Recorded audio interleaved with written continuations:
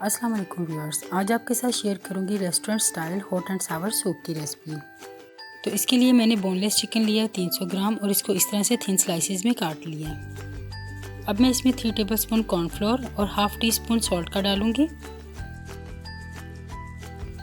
اور اسے میں اچھی طرح سے مکس کر لوں گی۔ مکس کرنے کے بعد اس کو ڈھک کر 10 منٹ کے لیے رکھ دیں۔ سوپ کے ساتھ سرو کرنے کے لیے میں نے 4 عدد ہری مرچیں لی ہیں۔ اب میں اس میں ½ کپ سرکے کا ڈالوں گی اور اس کو ڈپ کر کے اس میں رکھ دوں گی۔ دوسرے سرونگ باؤل میں چلی ساس ڈال دیں اور ایک سرونگ باؤل میں سویا ساس ڈال دیں۔ اب اسے بھی ڈھک کے رکھ دیں جتنی دیر میں ہم اپنا سوپ تیار کرتے ہیں۔ تو سب سے پہلے پین میں 1/4 کپ کوکنگ آئل کا ڈال دیں۔ اب اس میں چکن جس کو ہم نے میرینیٹ کیا وہ ڈال دیں۔ اس کے ہمیں پیسز علیحدہ کر کے ڈالنے ہیں اور جب اس کا کلر چینج ہونے لگے تو ہم اس کو مکس کریں گے۔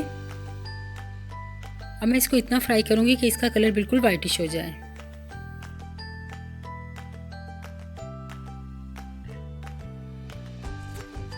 چکن کا کلر چینج ہو چکا ہے تو اب میں اس کو ایک باؤل میں نکال لوں گی۔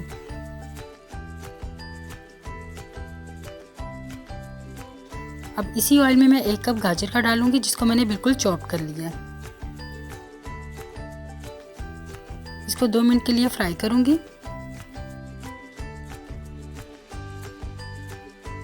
اب میں اس میں 1 کپ چاپڈ کیبیج کا ڈال دوں گی۔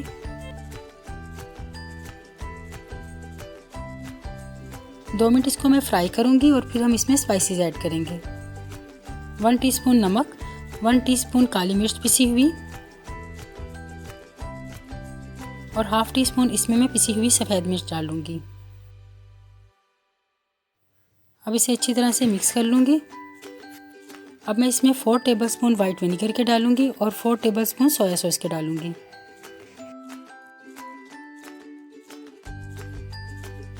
اب میں اس میں 8 کپ چکن کی یخنی کے ڈال دوں گی۔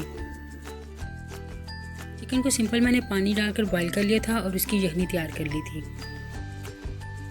اور اگر آپ کے پاس چکن کی یخنی موجود نہیں ہے تو آپ اس میں پانی ڈالیں اور ساتھ اس میں چکن کیوبز ڈال دیں۔ اور جب یہ بوائل ہونے لگے تو میں اس کو مزید 2 منٹ کے لیے کوک کر لوں گی۔ اب میں اس میں فرائی کیے ہوئے چکن کے پیسز ڈال دوں گی اور اس کو اچھی طرح سے مکس کر لوں گی۔ اب میں اسے پھر سے 2 منٹ کے لیے کوک کر لوں گی۔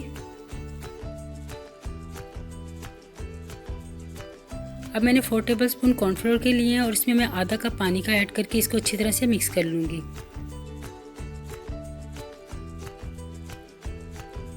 اب ہم اس کو تھوڑا کر کے سوپ میں شامل کریں گے اور اس کو مکس کرتے جائیں گے۔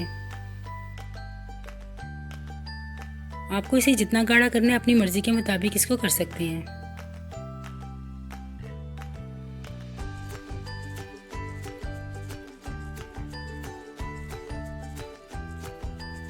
سوپ ہمارا بڑا اچھا سا گاڑھا ہو چکا ہے۔ تو اب میں نے 2 انڈے لیے ہیں اور ان کو میں اچھی طرح سے بیٹ کر لوں گی۔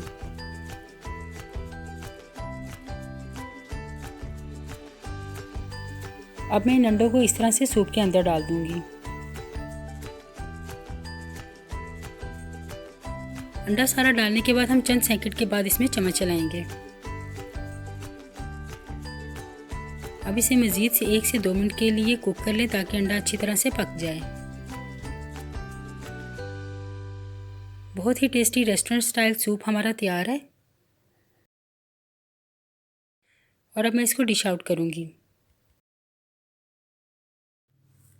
سوپ کے ساتھ سرو کرنے کے لیے میں نے یہ فش کریکرز لیے ہیں اور ان کو میں گرم آئل میں ڈال کر فرائی کر لوں گی۔ چند سیکنڈ میں ہی یہ کریکرز تیار ہو جاتے ہیں اور سوپ کے ساتھ یہ بہت ہی ٹیسٹی لگتے ہیں۔